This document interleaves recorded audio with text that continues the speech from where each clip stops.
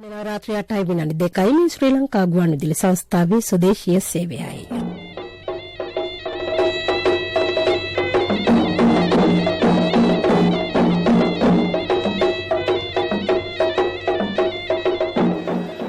ධර්මානුශාසනාව දේශකයන්න් වහන්සේ පූජ්‍යපාද මාතර මහින්ද ස්වාමීන්ද්‍රණන් වහන්සේ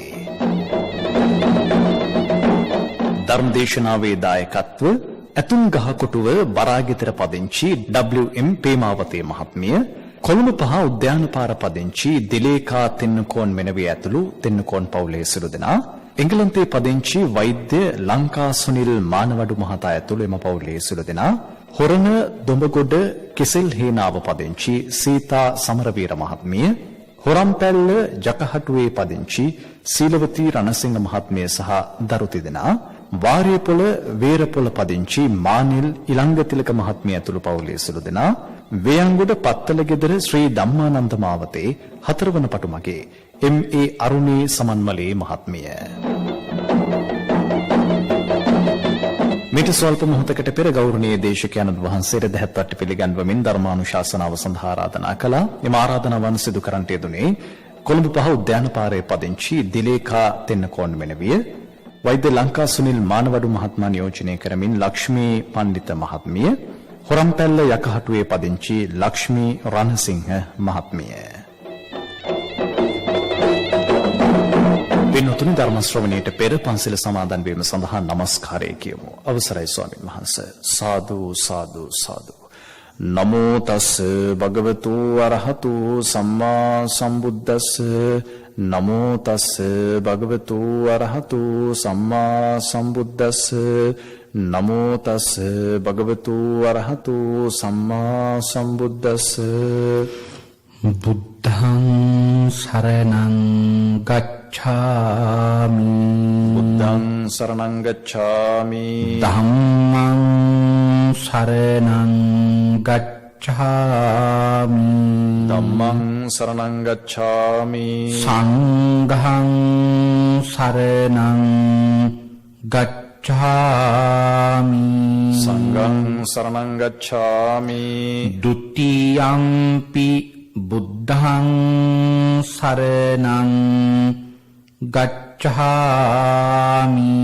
ဒုတိယံ පි බුද්ධං සරණං ගච්ඡාමි. ဒုတိယံ පි ධම්මං සරණං ගච්ඡාමි. ဒုတိယံ පි ධම්මං සරණං ගච්ඡාමි. ဒုတိယံ පි සංඝං සරණං ගච්ඡාමි. ဒုတိယံ පි සංඝං සරණං ගච්ඡාමි.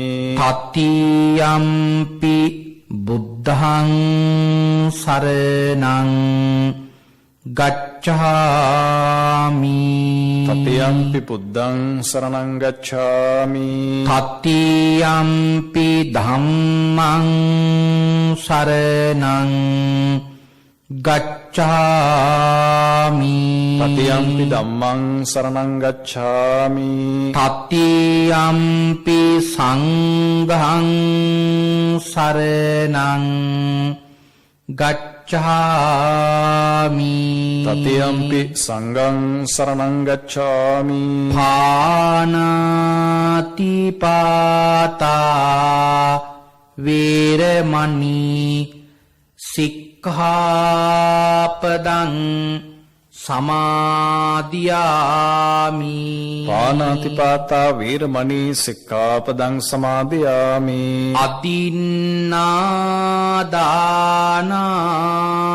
වේරමණී සික්ඛාපදං සමාදියාමි. අදින්නාදානා වේරමණී සික්ඛාපදං සමාදියාමි. කාමීසු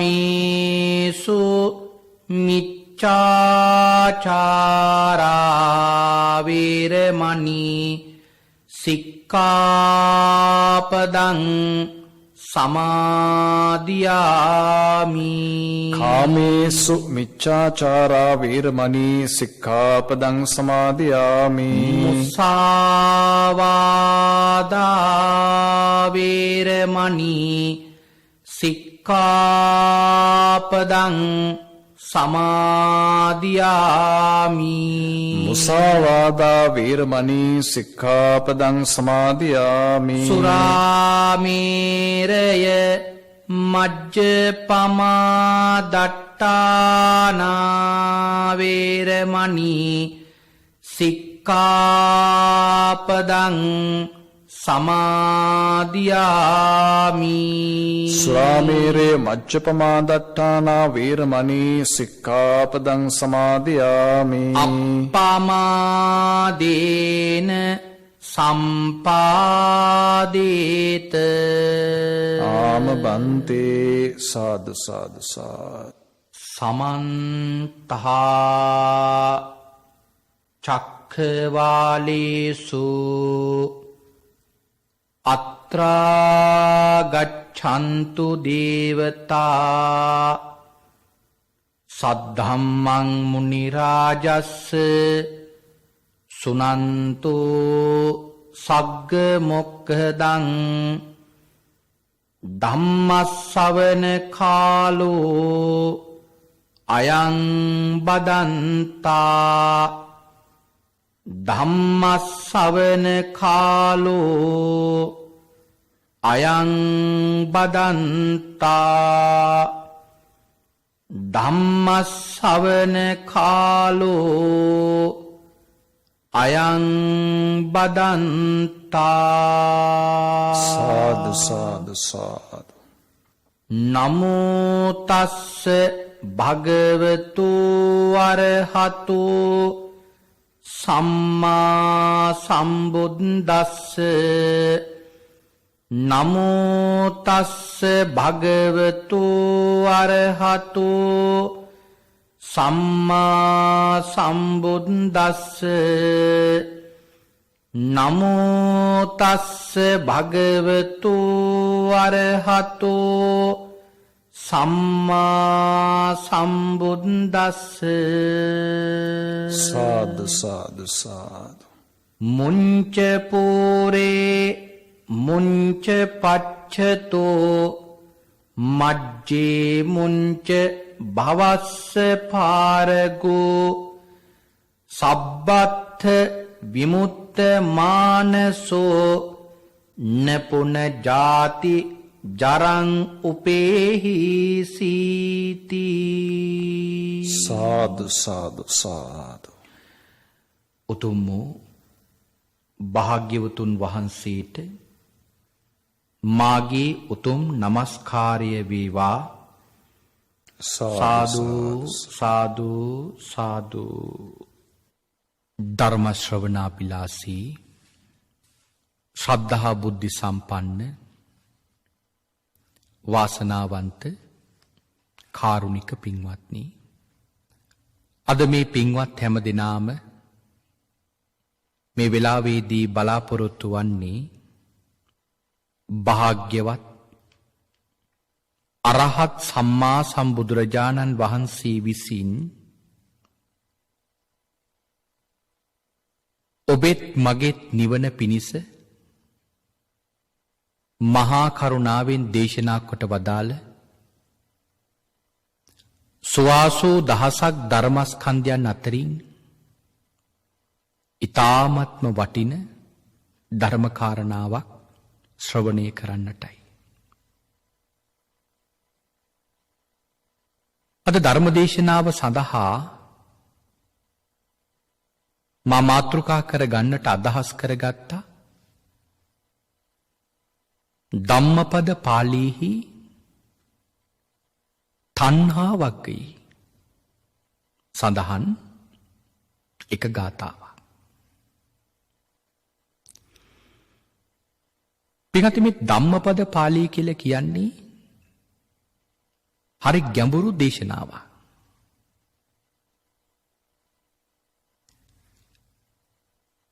මේ ගාථාවල් භාග්‍යවතුන් වහන්සේ ධර්මදේශනා කරන්නට සිද්ධ වුණේ අපේ ශාසනයේ ඉන්නවා මේ ධර්මයේ වටහා ගන්න පුද්ගලයෝ 4 දෙනෙක්. උද්ගටිතඥ, විපටිතඥ, ඤෙය්‍ය, පදපරම කියලා. උද්ගටිතඥ කියලා කියන්නේ භාග්‍යවතුන් වහන්සේ ධර්මදේශනාවක් පවත්වනකොට පළමු පාඨයේම මාර්ගඵල ලබන අය. හරියට අපේ උපතිස්ස පිරිවැජියා. අස්සජී මහරහතන් වහන්සේගෙන් යේ ධම්මා හේතුප්පබවා තේසං හේතු තථාගතෝ ආහ. මේ පාඨය අවසන් වෙනකොටම මාර්ගඵල ලැබුවා. ඇයි සසරේ ඒ තරමටම හොඳින් ධර්මයේ පුරුදු පුහුණු කරලා හිටපු නිසා. මේ ධම්මපදයේ කියලා කියන්නේ එහෙම දේශනා කරපු දේශනාව. සතර පද ගාථාවක් කියද්දී ඒ සතර පද ගාථාව කියවලා නිමා වෙනකොට පින්වත්නි ඒ ශ්‍රවණය කරණය මාර්ගඵල ලබනවා. ඒ තරම් ගැඹුරුයි. ධම්මපදයේ කොච්චර ගැඹුරුයිද කියලා කියනවා නම් මේක ගාථාවක දේශනාවක් ආරම්භ කළොත් පැය ගණනාවක් වුණත් දේශනා මාලාවක් පවත්වන්නට තරම් ගැඹුරුයි.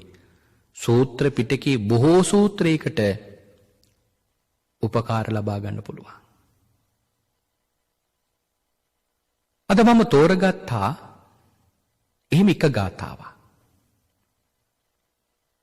අපේ භාග්‍යවතුන් වහන්සේ මේ ගාථා ධර්මයේ දේශනා කළේ රජගහ නුවර එක්තරා සිටු පුත්‍රයෙක් නිසා. බුදුරජාණන් වහන්සේගේ කාලේ පින්වත්නි මේ රජගහ නුවර අවුරුද්දකට සැරයක් තියෙනව එක උත්සවයක්. ඒ උත්සවේ නළුවෝ 500 දෙනෙක් ඇවිල්ලා නොයෙක් රංගනයන් වල නිරත වෙනවා. සමහර කෙනෙක් නටනවා. සමහර කෙනෙක් ගී කියනවා. සමහර නළුවෝ නොයෙක් රංගනයන් වල නිරත වෙනවා. සමහර නළුවෝ අපි කියන්නේ සර්කස් පෙන්නනවා කියලා. එහෙම දේවල් වල පවා නිරත වෙනවා. මේ රජගහ නුවර කියලා කියන්නේ බොහොම ධනවත් නගරයක්. වැඩිපුරම ඉන්නේ ධනවතුන්. ඒ නිසා මේ ධනවත් පිරිසගෙන් මේ නළුවන්ට බොහෝ ආධාර ලැබෙනවා. මේ නගරේ ඉන්න නළුවොත් විශේෂයෙන්ම මේ අවුරුද්දට වරක් සිදු කරන මේ උත්සවේ නරඹන්න යනවා. එහෙම ගියපු එක සිටු පවුලක් තමයි උග්ගසේන සිටුවරයා කියලා කියන්නේ. උග්ගසේන සිටුවරයා පින්වත්නි එක දවසක් මේ උත්සවයට සම්බන්ධ වෙලා දකින්නව එක්තරා නාටිකාංගනාවියක් සර්කස් පෙන්නනවා. සිටුවරයාට මේ නාටිකාංගනාව කෙරෙහි හිතේ ආලයක් ඉපදුනා. ඇය දැකපු මොහොතේ ඉඳලම හිතේ ලොකු ආදරයක් ඇති වුණා. හැබැයි උග්ගසේන සිටුවරයා දන්නවා මේක හිතුණට ඇය Tamanට විවාහ කරගන්න බැරි බව. මොකද ඒ කාලේ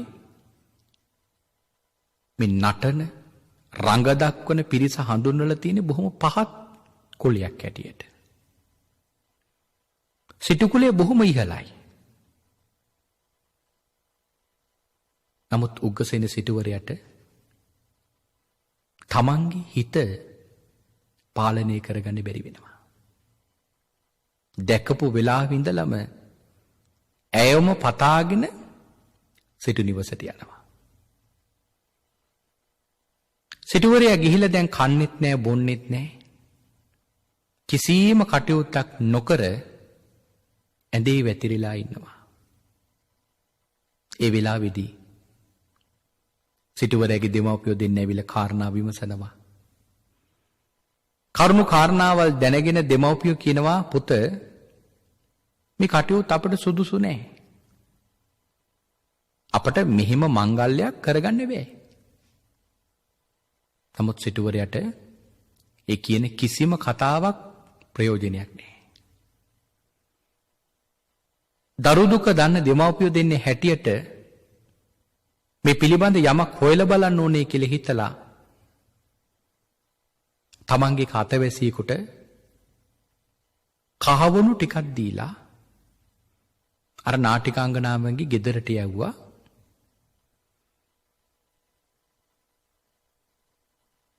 මේ කහවණු ටික අරගෙන දුව අපිට දෙන්න කියලා. හැබැයි පියා සඳහන් කරනවා අපේ දුව හිම විකුණන්නේ නෑ. මගේ දුව පතාගෙන කවුරු හරි කෙනෙක් ඉන්නවනම් ඕන කෙනෙකුට විවෘතයි මගේ නිවහනට ඇවිලින්න. අපි මේ ගෙදරින් එළියට දුවව යවන්නේ නෑ. දැන් උග්ගසේන සිටුවරයාට ඇයි කෙරෙහි උපන් මේ ආලය නිසා හිත පාලනය කරගන්න බැරුව අවසානයේදී තීරණය කළා තමන්ගේ සියලුම සිටු සම්පත් අත්හැරලා අර නාටිකාංගනාවගේ ගෙදරට යන්න. ගිහිල්ලා පියා අවසර ලබා දුන්නු පරිදි ඇයව විවාහ කරගත්තා. සිටු භව කියලා කියන්නේ හරි සුකුමාලයි. ගොඩක් විහෙස වෙන්න ඕනේ ධනිය හම්බ කරන්න. උසස් ආහාර පාන ලැබෙනවා. ඉඳුම් හිටු බොහෝ සේවකයන්ගෙන් අනුග්‍රහ ලැබෙනවා. දැන් එහෙම සැප සම්පත් ඉඳලා ගියපු මේ සිටුවරයට අර වගේ නිවසක වාසය කරනවා කියන එක හරි දුෂ්කරයි. නමුත් ඉතින් තමන්ගේ හිතේ මේ උපන් ආදරයත් එක්ක ඒ හැම දුකක්ම සිටුවරේ ඉවසුවා. කාලයක් යද්දි මේ සිටුවරයට දාව අර නාටිකාංගනාවන්ට දරුවෙක් ඉපදුනා. දැන් දරුවා ඉපදිලා දරුවත් එක්ක වෙනම නිවසක මේ පවුල වාසය කරනවා.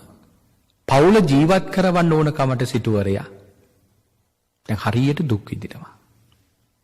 ශිල්ප ශාස්ත්‍ර දන්නෙත් නැහෙනි. තමන්ට කර්මාන්ත පිළිබඳ හිම අවබෝධයකුත් නැහැ. කර්මාන්ත දන්නෙත් නැහැ, ශිල්ප ශාස්ත්‍ර දන්නෙත් නැහැ. රැකියාවක් විශේෂයෙන්ම කරන්නත් බෑ. නිසා පවුල ජීවත් කරව ගන්න ඕන කමට සිටුවරයා ගිහිල්ලා තැන් තැන් වල කුලී වැඩ කරනවා. සමහර තැන් වල ගිහිල්ලා බඩු අදිනවා. සමහර තැන් වල ගිහිල්ලා නොඑක් අයට ගිහිල්ලා සේවය කරනවා. ඉතින් දැන් මෙහෙම තමයි මේ සිටුවරයාව ගමේ ප්‍රසිද්ධ වුණේ. මොකද දැන් රජගහනුවර හිටපු මහා ධනවත් සිටුවරයෙකුගේ පුතේ. මහා සැප සම්පත් විඳපු පුතේ. එහෙම කෙනෙක්ව ලෝකෙම ජනප්‍රිය වෙනවනේ. අපේ ලෝකේ උනත් මහා ධනවත් පවුල් වලින් නික්මිලා ගිහිල්ලා වෙනම ජීවිත ගත කරන දරුවෝ පිළිබඳව ඒක වෙනත් පවුලකින් දරුවෙක් නික්මුණාට වඩා විශේෂම කතා බහ වෙනවා. දැන් මේ උග්ගසේන සිටුවරයා පිළිබඳවත් ඔක්කොම කතා වෙනවා. දැන් විශේෂත්වයක් තියෙන නිසා උග්ගසේන සිටුවරයා පිළිබඳ මිනිස්සු සිටුවරයා ගැන වැඩි අවධානයෙන් ඉන්නේ. දැන් අර පුතා උපන් දවසේ ගමේ මිනිස්සු මේ උපන් පුතාව ආමන්ත්‍රණය කර එක එක නම් වලින් සමහර අය කියනවා බඩු අදින්නගේ පුතා කියලා. සමහර අය කියනවා නිකං බත් බුදින්නගේ පුතා කියලා. සමහර අය කියනවා මුකුත් නොදන්න නිකමගේ පුතා කියලා. එම උග්ගසේන සිටුවරයාව හඳුන්වන නම් මේවා. බොහෝම පහත් විදියට තමයි සිටුවරයාව ගමේ මිනිස්සු හැඳින්වුවේ. හැබැයි මේවා සිටුවරට ඉවස ගන්න පුළුවන්.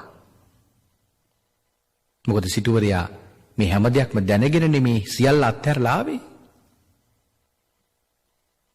හැබැයි එක දවසක් අර නාටිකාංගනාව තමන්ගේ පුතා අඬනකොට නලවනකොට අර ගමේ මිනිස්සු සිටුවරයව හඳුන්වන නම් ටික කියලා කවියක් කියනවා. කවිය කියලා ළමයා නලවනවා. බත් බැලයගේ පුතා, බඩු අදින්නගේ පුතා, කිසිවක් නොදන්න නිකමගේ පුතා, නිකං කන එක්කාගේ පුතා කියලා කවියක් කිව්වා. හැබැයි ගමේ මිනිස්සු කියන කතාව නම් ඉවස ගන්න පුළුවන්. හැබැයි සිටුවරට මේ කතාව නම් එහෙම ඉවස ගන්න බෑ. මොකද තමන්ගේ මුළු සිටු සම්පත් සියල්ලක් මත්හැරලා ආවේ මේ නාටිකාංගනාවගේ වෙන්නේ. ඇයට තියෙන ආදරේ නිසා. නමුත් දැන් ඇය මෙහෙම කතා කියනකොට පින්වත්නි සිටුවරට ඒ කතාව ටිකක් තදින් හිතට දැනුණා. මොකද මේ කාන්තාව නිසානේ මේ සියල්ලක් මත්හැරලා තාවේ. ඒ වෙලාවේ උග්ගසේන සිටුවරට ටිකක් කේන්ති අරගෙන වෙනදාට නැති ආකාරයේ ස්වරයකින් බිරිඳට කතා කළා. හැබැයි බිරිඳ ඒකෙන් පසුබට වුණේ නෑ. බිරිඳත් සිටුවරයට කියනවා නුඹ මට මෙහි හිටියත් එකයි නුඹ මට මෙහි නොහිටියත් එකයි. මොකද මේ විවාහයවත් උනේ මගේ කැමැත්තකට නෙමෙයි. නුඹමයි මාව හොයාගෙන ආවේ. නුඹමයි අපේ ගෙදර ඇවිල්ලා නැවතුනේ. නුඹමයි නුඹේ කැමැත්තටයි මාව විවාහ කරගත්තේ. ඔබ හිතන්න එපා නුඹ කෙරෙහි කිසිම ආලයක් මගේ හිතේ තිබුණා කියලා. දෙමව්පියන්ගේ ඉල්ලීම නිසා මම මේ විවාහය කරගත්තේ. දැන් සිටුවරයා දන්නවා. සිටුවරයා කියලා කියන්නේ දැන් අත්තටු දෙක සිඳින ලද පක්ෂියෙක් වගේ. තමන්ට බලේ නෑනේ. සිටුවරයා කල්පනා කරා මැය මෙහෙම මට ආමන්ත්‍රණය කරන්න හේතුව තමයි මැය ශිල්ප දන්නවා මම ශිල්ප දන්නේ නෑ. මට මාන්නයක් ඇතුනේ නිසායි. සිටුවරයා ඒකම හිතට වීරයක් අරගෙන බිරිඳගේ තාත්තගේ ළඟට ගිහිල්ලා මාමණ්ඩියගෙන් මේ සර්කස් පිළිබඳව ඒ ශිල්පය ඉගෙන ගන්නවා. පිටත් මේ උග්ගසේන සිටුවරයා කියලා කියන්නේ සසරේ හොඳට පින් කරලා තිබිච්ච මහ පුණ්‍යවන්තයෙක්. ඒ නිසා ඊටාම කෙටි කාලෙකින් සිටුවරයා සියලුම ශිල්ප ශාස්ත්‍ර ඉගෙන ගත්තා. ඊළඟට රජගහ නුවරට පණිවිඩයක් යවනවා. අසවල් දවසේ අසවල් තැන උග්ගසේන සිටුවරයා ශිල්ප දක්වනවා කියලා. පණිවිඩයක් යවුවා. දැන් මේ පණිවිඩය ඊටාම ශීඝ්‍රයෙන් පැතිරිලා ගියා. මොකද උග්ගසේන සිටුවරයෙක් කියලා කියන්නේ බොහොම ප්‍රසිද්ධ ප්‍රබල කෙනෙක්. ඔහුගේ දැන් ඉන්න ස්වභාවයත් රටේ මිනිස්සු දන්නවා. දැන් සිටුවරයාගේ ළඟ කවදාවත් නොතිබුච්ච ආකාරයේ දෙයක් තමයි දැන් මේ ඉස්මතු වෙන්නේ. කොහොමද? සර්කස් පෙන්නනවා කියන එක. පොරොන්දු වෙච්ච පාරදී 7 වෙනි දවස ආවා. රජගහ නුවර හිටපු සියලුම නගර වැසියෝ එක ස්ථානයකට එක්රොක් වුණා. උග්ගසේන සිටුවරයා දැන් තමන්ගේ ශිල්පය දක්වන්නයි හදන්නේ. මේ කාරණාව දැක්ක භාග්‍යවතුන් වහන්සේ. භාග්‍යවතුන් වහන්සේ මහා කරුණා සමාපatti ඥාණයට සමවැදිලා ඒ කරුණා ඇසින් ලෝකයේ දිහා බලනකොට අද මම කාටද පිහිට වෙන්නේ කියලා. භාග්‍යවතුන් වහන්සේට පේනුණා මේ උග්ගසේන සිටුවරයා ගැන. සසරේ හොඳට පින් කරලා පාරමිතා පුරලා ඉන්න කෙනෙක්. මේ භවයේ රහත් ඵලය පවා පහසුවෙන් ලබන්න පුළුවන් කෙනෙක්. ඒ වෙලාවේ භාග්‍යවතුන් වහන්සේ සංසාර සත්‍යයකට පිහිට වෙනවස්සේ කියලා හිතලා උග්ගසේන සිටුවරයාගේ ළඟට ගියා. දැන් සිටුවරයා සර්කස් පෙන්වන වෙලාව ඒ සර්කස් පෙන්වන පිරිස මැදින් භාග්‍යවතුන් වහන්සේ වැඩියා. සිටුවරයා කොහොමද සර්කස් පෙන්වන්නේ? රියන් 60ක් උස උණ දණ්ඩක. රියන් 60ක් උස උණ දණ්ඩක ඉහළටම ගිහිල්ලා. ඒ මුදුනේ ඉඳගෙන තවත් ඉහළට රියන් ගණනාවක් උඩට පනිනවා. පැනලා කරනම් 7ක් ගහලයි නැවතත් අර දණ්ඩට එන්නේ. ඒක හරි විශ්මයජනකයි. සාමාන්‍ය කෙනෙකුට කරන්න පුළුවන් එකකුත් නෙමෙයි. දැන් උග්ගසේන සිටුවර හිම සර්කස් පෙන්නනවා. දැන් මිනිස්සු පහළ ඉඳගෙන ඒක බලාගෙන ඉන්නවා. බුදුහාමුදුරුවෝ වැඩලා. දැන් කවුරුවත් භාග්‍යවතුන් වහන්සේ දිහා බලන්නේ නෑ. ඒ නිසා භාග්‍යවතුන් වහන්සේ විශේෂ ආලෝකයක් ඒ ස්ථානයේ පැතිරෙව්වා. භාග්‍යවතුන් වහන්සේ අදිෂ්ඨාන කළා සියල්ලෝම තමන් වහන්සේ දිහා බලන්න. ඒ වෙලාවේ අර හිටපු කොම පිරිස දැන් භාග්‍යවතුන් වහන්සේ දිහා බලාගෙන. උග්ගසේන සිටුවරයා බැලුවා ඇයි මිනිස්සු මන් දිහා බලන්නේ නැත්තේ? බලනකොට බුදුහාමුදුරුවෝ වැටලා. ඒ සිටුවරයා කල්පනා කරා දැන් ඉතින් එහෙනම් මම මේ ශිල්ප දක්වලා තේරුමක් නැහැ. මොකද බුදුරජාණන් වහන්සේ වැඩලා නම් දැන් ඔක්කොම බුදුහාමුදුරුවෝ දිහා තමයි බලන් ඉන්නේ. දැන් අතර කළා. රියන් 60ක් උණ දණ්ඩෙන් බහලට බහින්න හදනකොට බුදුහාමුදුරුවෝ මුගලන් මහරහතන් වහන්සේට කියනවා මොග්ගල්ලාන යන්න ගිහිල්ලා සිටුවරයාට කියන සර්කස් පෙන්වන්න කියලා. දැන් මුගලන් මහරහතන් වහන්සේ ගිහිල්ලා සිටුවරයාට ගිහින් කියනවා ඒක බොහොම වර්ණනාස්වරයෙන් කියන්නේ. මහා බලවත් සිටුතුමනි ඔබගේ ওই ශිල්පය මෙහි දක්වන්න. භාග්‍යවතුන් වහන්සේ ඔබට හිම කියන්න කිව්වේ. ඒ සිටුවරට මොකද හිතුනේ? හිතට ලොකු ප්‍රීතියක් ආවා. එහෙනම් බුදුහාමුදුරුවොත් මෙතනට මේ ඇවිල්ලා ඉන්නේ වෙන මොකකටවත් නෙවෙයි. මගේ මේ නර්තනය බලන්න. මගේ හැකියාව බලන්න ඇවිල්ලා තියෙන්නේ. භාග්‍යවතුන් වහන්සේ කියලා කියන්නේ මුළු තුන් ලෝකෙම අගතැන්පත් මහා ශාස්ත්‍රවරයන් වහන්සේ නම. ඒක එකල මුළු ජම්බු දීපේම පැතිරලා ගියපු කරුණා.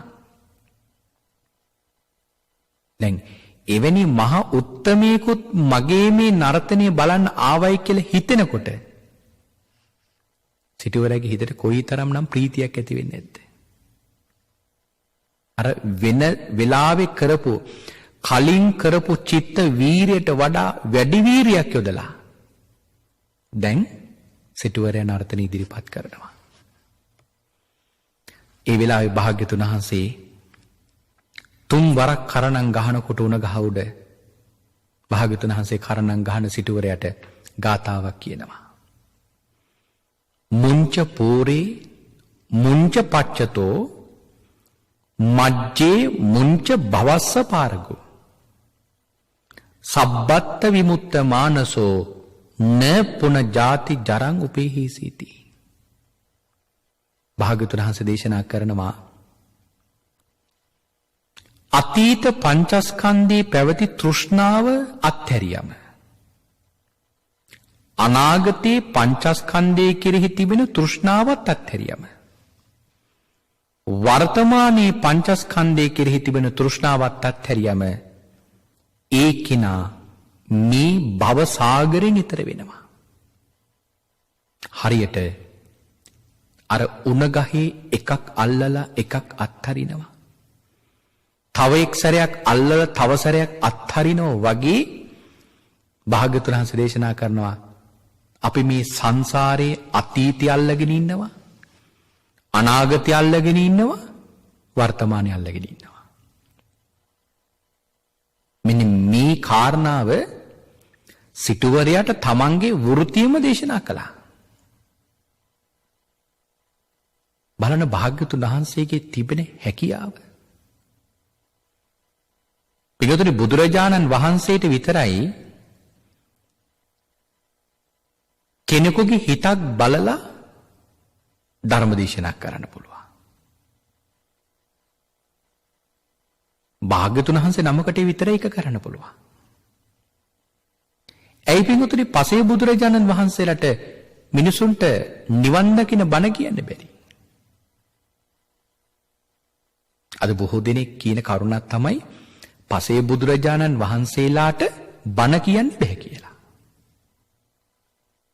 පින්වත්නි අපේ දහමේ කොහේවත් එහෙම කාරණාවක් නම් කියලා නැහැ. පසේ බුදුරජාණන් වහන්සේලා කියපු බණ තියෙනවා. එහෙම ගාතාවක් නේ අපි දානි ගෙවල් වල හැමදාම අහන්න ලැබෙන්නේ. ඉච්චිතං පත්තිතං තුයිහං කිප්පමේව සමිංචතු සබ්බේ පූරෙන්තු චිත්ත සංකප්පා චන්දෝ පන්න රසී යතා කියන මේ ගාථාව පසේ බුදුරජාණන් වහන්සේලා කියපු දේශනාව. පසේ බුදුරජාණන් වහන්සේට බණ කියන්න පුළුවන්. එහෙම බණ කියන්න බැහැ කියනවනම් ඒක හරි ගැටලුවක්. ඇයි? සාරිපුත්ත මහරහතන් වහන්සේට බණ කියන්න පුළුවන්. සාරිපුත්ත මහරහතන් වහන්සේ කියපු බණ අහලා මිනිසු නිවන් දැකලා තියෙනවා. සාරිපුත්ත මහරහතන් වහන්සේ සංසාරේ කොච්චර කාලයක් පාරමිතා පිරුවද? එක අසංඛ්‍යයි කල්පලක්ෂයයි. අග්‍ර ශ්‍රාවකයන් වහන්සේ නමක් වෙන්න එක අසංඛ්‍යයි කල්පලක්ෂයක් පාරමිතා පුරන්නට ඕන.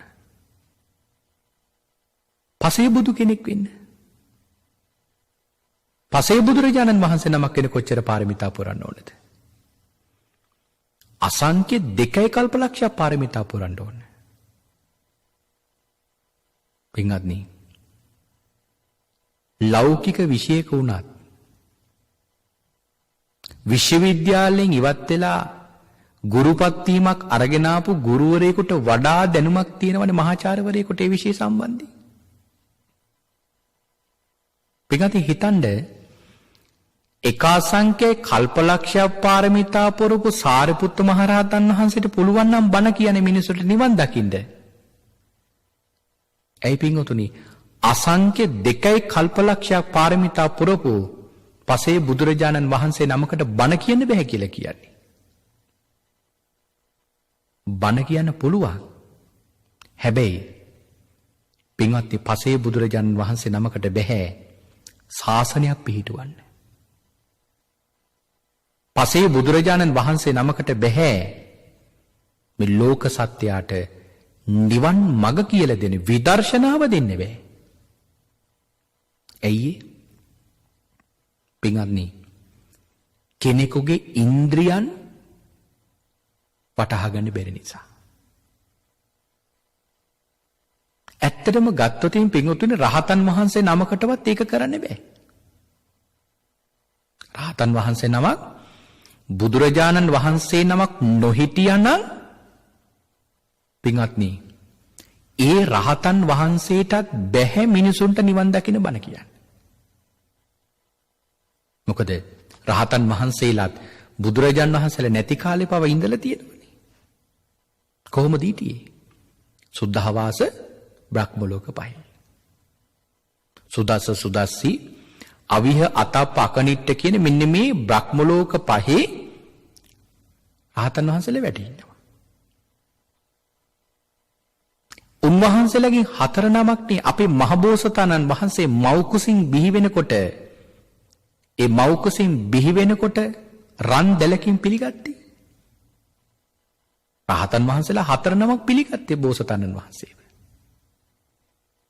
සමහර දිනක් කොයි කතාව ඇහුවම නම් අහනවා. බුදුරජාණන් වහන්සේ ඇයි එහෙනම් සත්‍ය සොයාගෙන යන ගමනේදී ඒ රහතන් වහන්සේලාට ඇවිල්ලා ස්වාමීනි මෙන්න මෙයයි චතුරාර්ය සත්‍ය කියලා කියලා දෙන්න බැරි වුණේ කියලා.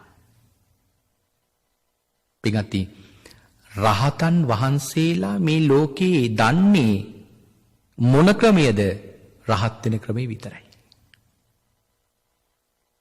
බුදු වෙන ක්‍රමයේ දන්නේ පාරමිතා පුරපු මහබෝසත්වරයෙක් විතරයි. බුදු වෙන විදිය දන්නේ බුදුරජාන් වහන්සේ නමක් විතරයි. කෙනෙක් එහෙම අහනවා නම් ඊළඟට තවත් ප්‍රශ්නයක් අහන්න පුළුවන්. රහතන් වහන්සේ දන්නව නම් බුදු වෙන විදිය ඇයි ඉතින් උන්වහන්සේ රහත් වෙලා විතරක් නතර වුණේ? උන්වහන්සේට පුළුවන් ඉතින් බුදු වෙලාම නතර වෙන්න. ලෝකයාට හිතසුව පිණිස බුද්ධත්වයේ ලබන්න පුළුවන්. ඒක දන්නේ මහබෝසත්වරයෙක් විතරයි. රහතන් වහන්සේලාට බෑ පින්වත් නිවන් දකින්න මිනිසුන්ට බණ කියන්නේ. නමුත් එන මේ රහතන් වහන්සේලා කියන බණ අහලා කොහොමද මිනිස්සු නිවන් දකින්නේ? බුදුරජාණන් වහන්සේ ධර්මයේ දේශනා කරපු නිසා ඒක කරන්න පුළුවන්. භාග්‍යවතුන් වහන්සේගේ මාතෘකාවකට අනුව බණ කියන නිසායි රහතන් වහන්සේලාට ඒක කරන්න පුළුවන්. ලෝක සත්‍යයන්ව සසර සත්‍යයන්ව හරියට ඥානයට වැටහෙන්නේ කාටද? මේ ලෝකේ සර්වඥතා ඥානීය තියෙන සම්මා සම්බුදුරජාණන් වහන්සේ නමකට විතරයි. උන්වහන්සේට සත්‍යව බලන්න පුළුවන් කොච්චරක්ද? සංසාර සත්‍ය පිළිබඳ අතීතයේ පිළිබඳ ආවර්ජනය කළ බලන්න පුළුවන්. ආවජ්ජනා පටිබද්ධ ඥානයක් භාග්‍යතුන් වහන්සේට තියෙන්නේ. භාග්‍යතුන් වහන්සේ ආවර්ජනය කරපු මොහොතේම කරුණ වැටහෙනවා. පිටත් එක තැනක සඳහන් කරනවා අපේ භාග්‍යවතුන් වහන්සේට මහා කල්ප 91ක් මහා කල්ප 91ක් කියන අති දීර්ඝ කාලයක්. අපේ භාග්‍යවතුන් වහන්සේට මහා කල්ප 91ක් ආපස්සට ආවර්ජනය කරලා බලන්න යන කාල සීමාව කොච්චරයිද? ධර්මයේ සඳහන් කරනවා එක උදාහරණකින් මෙන්න මෙහෙම. අපි හුස්මක් ඉහළට ගන්නවනේ. අපි හුස්මක් ඉහළට ගන්නවා. ඒ හුස්ම තප්පරයකටත් වඩා අඩු කාලයක් රඳවගෙන තියාගෙන ආපස්සට පහළට හෙලන්නේ. හුස්මක් ඉහළට ගන්නවා. ඒ හුස්ම බොහෝම සුළු කාලයක් රඳවාගෙන තියාගෙන නැවතත් ආපස්සට හෙලනවා. පින්වත්නි, ඒ හුස්ම ඉහළට අරගෙන ඒ හුස්ම රඳවගෙන තියාගන්න ඒ සුළු වෙලාව රඳවගෙන තියාගෙන සුළු වෙලාව යම් කාලයක්ද අන්න එවැනි සුළු කාලයකදී භාග්‍යවතුන් වහන්සේට පුළුවන් පින්වත්නි ආපස්සට මේ සංසාරේ ඉන්න සියලු සත්‍යයන්ගේ සියලු සිත් ආවර්ජනය කරලා බලන්න.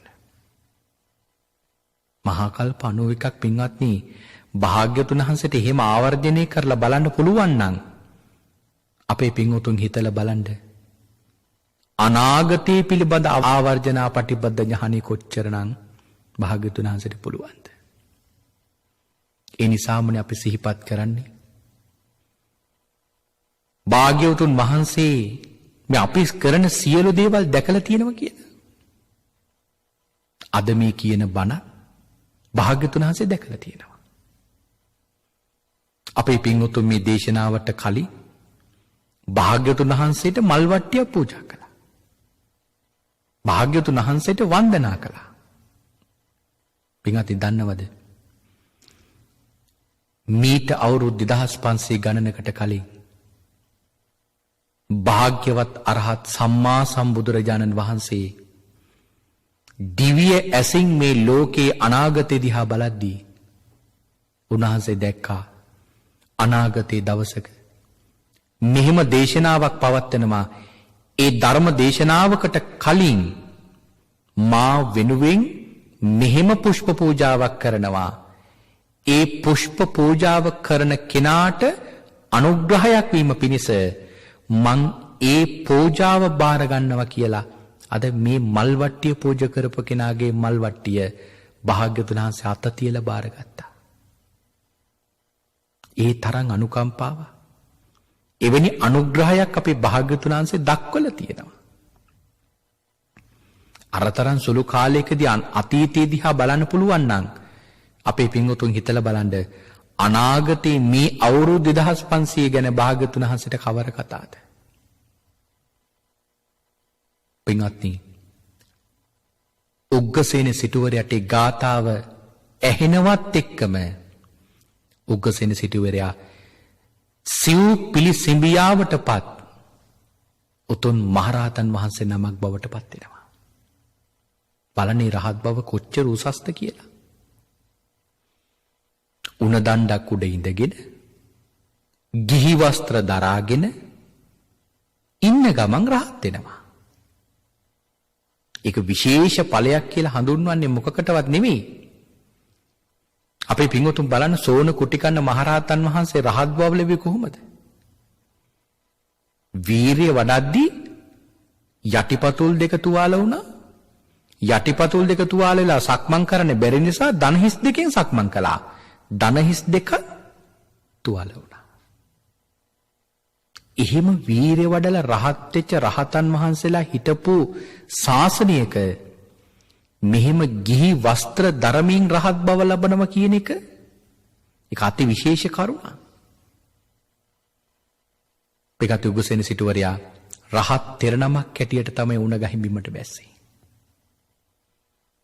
භික්ෂුන් වහන්සේලා දැන් අර උග්ගසේන සිටුවරයාගේ රහතන් වහන්සේගේ ළඟට ගිහිල්ලා අහනවා.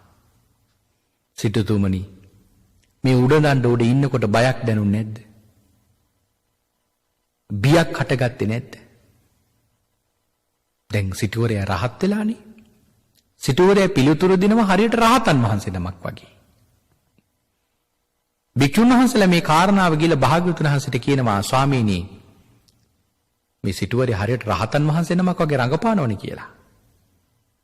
ඒ වෙලාවේ භාග්‍යවතුන් වහන්සේ භික්ෂුන් වහන්සේලා වළක්වලා කියනවා මහණෙනි උග්ගසේන සිටුවරයා රහතන් වහන්සේ නම.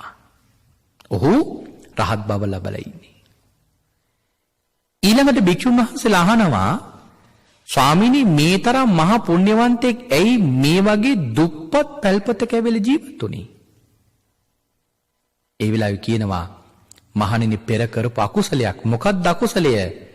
පෙර එක්තරා භවයක කාශ්‍යප භාග්‍යවතුන් වහන්සේගේ කාලේ මේ දෙන්නම සිටු පවුලක ඉපදිලා තියෙන්නේ. කාශ්‍යප භාග්‍යවතුන් වහන්සේගේ ධාතු චෛත්‍යයට හදන පිරිසට ආහාර අරගෙන යද්දී අතරමඟ මේ සිටුවරයට රහතන් වහන්සේ නමක් මුණ ගැහිලා. සිටුදියණිය රහතන් වහන්සේ පෙන්නලා කියනවා ස්වාමීනි අර ආර්යයන් වහන්සේට ගිහලා දාන ටිකක් පූජා කරන්න. ඊළඟට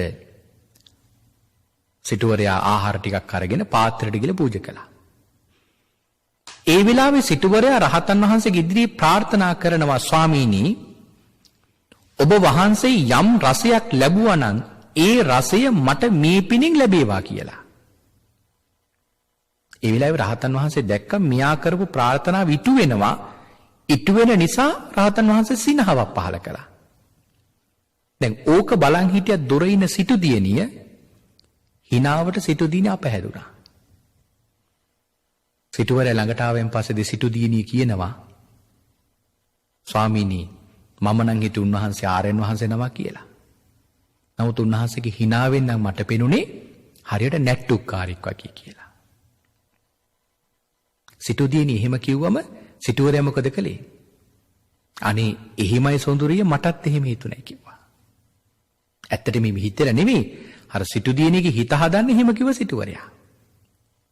පිකත බලන්ඩ සසර කොච්චර භයානකයිද කියලා.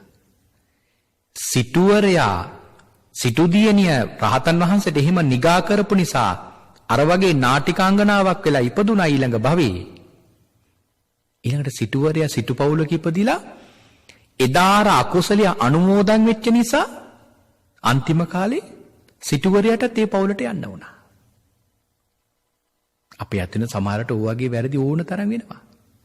පින්කම් කරද්දී විශේෂයෙන්ම පින් කරද්දී ওই විශේෂ චෛත්‍ය ස්ථානවන් වලට ගමන් කරද්දී හරියට තමන්ගේ වචනීය පරිස්සම් කරගන්න බැරුව හරියට පව් කරගන්නවා මිනිස්සු. නිසා පින්කම් කරද්දී හැම වෙලාවකම හිත සංවර කරගෙන ඒ දේවල් කරන්න උත්සාහ කරන්න.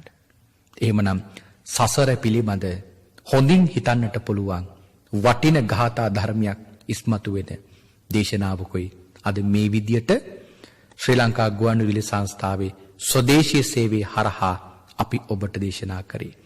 සසර පිළිබඳ බය දැක ඒ සංසාර භව කතරින් එතර වන්නට නිවැරදිව සිහියෙන් ප්‍රඥාවෙන් පින් දහම් කරන්නට කුසල් වඩන්නට ධර්ම ශ්‍රාවක ඔබ හැම දිනාටම හැකියාව ශක්තිය ලැබේවා කියලා අපි මේ වෙලාවේ ප්‍රාර්ථනා කරනවා. සාදු සාදු සාදු.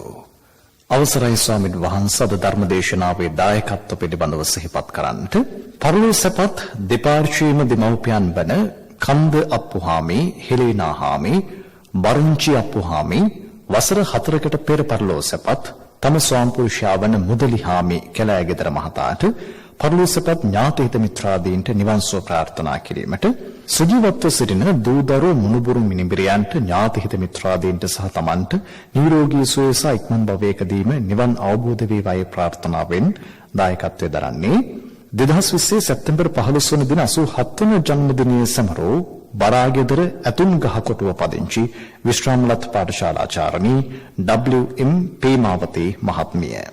ලක්වාසී ලෝකවාසී සමට නිදුක් නිරෝගී සුවය අත් වේවා සුවසේ චතුරාර්ය සත්‍ය ධර්මය අවබෝධ වේවායි පැතීමට විශේෂයෙන්ම වසර 11කට පෙර පරලෝසපත් අශෝක තෙන්නකෝන් පියාණන්ට සසර දුකින් නිදහස් වීම සඳහා මේ උදාර පින හේතු වාසනා වේවායි ප්‍රාර්ථනා කිරීමට පින් බලාපොරොත්තු වන සීල ඥාතහිත මිත්‍රාදීන්ට සසර දුකින් අත් මිදීමට මේ පින අනුමෝදන් වේවායි ප්‍රාර්ථනාවෙන් දායකත්වයේ දරන්නේ කොළඹ පහ උද්‍යානපාරේ පදිංචි දිලේකා තෙන්නකෝන් මෙනවිය සමග තෙන්නකෝන් පවුලේ ඥාතහිත මිත්‍රාදීන්.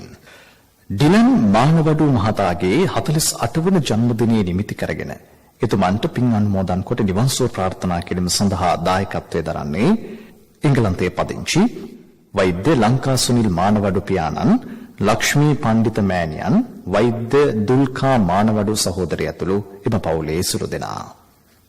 අවුරුදු 21කට පෙර පරලෝසපත් පරගස්තොට පදිංචිව සිටි HD ජයතිස්ස පියාණන්ට HD මෝනිස් මහත්මයාට සහ HD ගාවින් මහත්මයා ඇතුළු වරිග පරම්පරාවේ නැසීගේ ඥාතීන්ට පින් අනුමෝදන් කිරීමට සුජීවත්ව වාසය කරන බී ගුණවතී පෙරේරා මෑණියන්ට නිරෝගී සුවය සහ දීර්ඝායුෂ පැතීමට දායකත්වයේ දරන්නේ හොරණ දොඹගොඩ කෙසෙල් හේනාව පදිංචි සීතා සමරවීර මහත්මිය ඇතුළු දූදරු පිරිස.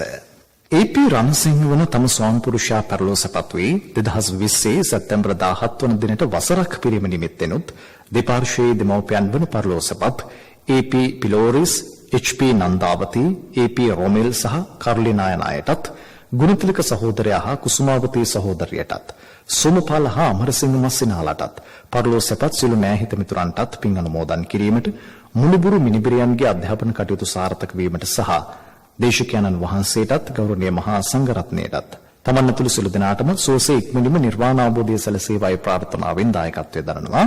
හොරන්පැල්ල යකහටුවේ පදිංචි 260A නිවසේ සීලවතී රණසිංහ මහත්මිය සහ දරු දෙදෙනා. වාරිපොළ වේරපොළ විසූ 21 වසරකට පෙර මියගිය ඉලංගම්තිලක පියාණන්ටත් අද දිනට මියගොස් දෙවසරක් සපිරෙන වසන්තාරාණී ඉලංගම්තිලක මෑණියන්ටත් පින් අනුමෝදන් කිරීම උදෙසාත් නිවන් සුව ප්‍රාර්ථනා කිරීමටත් 22 වෙනි උපන්දිනයේ සමරන පේරාදෙණි සරසවියේ නවෝද්‍යාදීනියටත් උසස් පෙළ විභාගයට පෙනී සිටින ලක්ෂාන් පුතුණුවන්ටත් ආශිර්වාද ප්‍රාර්ථනා කිරීමට සීතා අමරාවතී පුංචි අම්මාටත් සහෝදර සහෝදරයන්ටත් අනිකුත් දූ දරුවන්ටත් නිරෝගී සුව චිරජීවනයේ ප්‍රාර්ථනා කිරීමට මේගේ සිළුම ඥාතීන්ට පින් අනුමෝදන් කිරීමට දායකත්වයේ දරන්නේ වාරියපොළ වේරපොළ පදිංචි චූටිදුව මානිල් ඉලංගම්තිලක බෑනනුවන් ඥානරත්න වීරක්කොඩි සහ මුණුබුරා සහ මිනිබිරිය.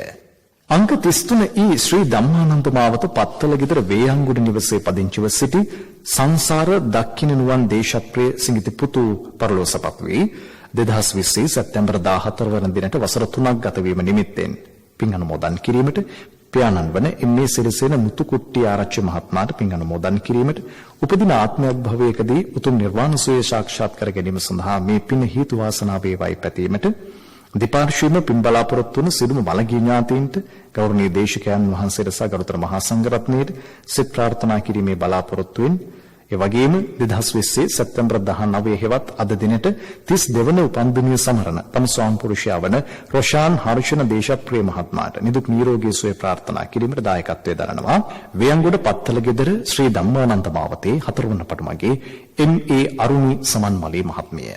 දැන් පුණ්‍ය නෝන්දනාව සඳහා ගෞරවනීය දේශකයන්න් වහන්සේට ආරාධනය. හොඳයි අද දවසේ ශ්‍රී ලංකා ගුවන්විදුලි සංස්ථාවේ ස්වදේශීය සේවයේ මගින් විසුරුවා හරින මේ සද්ධර්ම දේශනාවට දායකත්වයේ දරලා ධර්ම දානමේ මහා පුණ්‍ය කර්මයක් දානයන් අතර උතුම්ම දානය වන මේ ධර්ම දානමේ මහා පුණ්‍ය කර්මය ඒ පින්වත් පිරිස සිද්ධ කරගන්නට යෙදුණා. අති විශාල ලක්ෂ සංඛ්‍යාත පිරිසක් මේ ගුවන්විදුලි ධර්ම දේශනාව ශ්‍රවණය කරනවා. නිවසක දේශනාවක් පැවැත්වුවා නම් බොහොම සුළු පිරිසයි ශ්‍රවණය කරන්නේ. නමුත් මේ මාධ්‍ය තුලින් කරපු මේ දේශනාව තුලින් අති විශාල පිරිසක් මේක ශ්‍රවණය කරා. එහෙමනම් එවන් විශාල පිරිසකට ධර්ම ශ්‍රවණය කරන්නට අවස්ථාව දීලා එහි දායකත්වයේ ධර්මින් රැස් කරගත්තා වූ සීල කුසල් ඒ නම් සඳහන් කරපු හැම දිනාටම අනුමෝදන් වේවා. ඒ අය නමින් මිය පරලෝ ගියපු සියලු මියගේ ඥාතීන් මේ පින් අනුමෝදන් වේවා. ඒ අයගේ භවගාමී ජීවිතය සුවපත් වේවා. ප්‍රාර්ථනා කරන බෝධියකින් උතුම් චතුරාර්ය සත්‍ය ධර්මයම අවබෝධ වේවායි සාදු කියා අපි මේ වෙලාවේදී ප්‍රාර්ථනා කරනවා. සාදු සාදු. ආකාශට්ටහා චුම්මට්ටහා දේවානාගා මහිද්దికා පුඤ්ඤන්තං අනුමෝදිත්වා චිරන් රක්ඛන්තු සම්මා සම්බුද්ධ ශාසනං. ආකාශට්ටහා චුම්මට්ටහා දේවානාගා මහිද්దికා පුඤ්ඤන්තං අනුමෝදිත්වා චිරන් රක්ඛන්තු සම්මා සම්බුද්ධ දේශනං.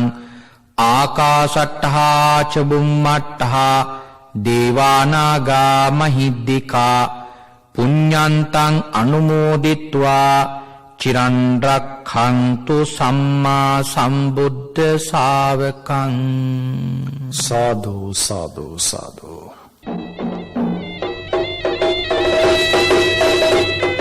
එම ධර්මානුශාසනාව පැවැත්වුවේ පූජ්‍යපාද මාතර මහින්ද ස්වාමීන්ද්‍රණන් වහන්සේ.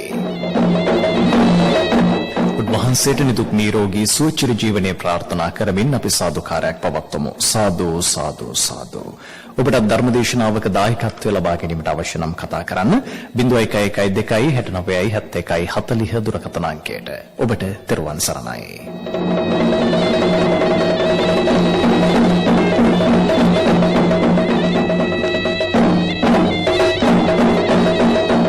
දැනෙනවා රාත්‍රී 8:02 මේ ශ්‍රී ලංකා ගුවන්විදුලි සංස්ථාවේ ස්වදේශීය සේවයයි.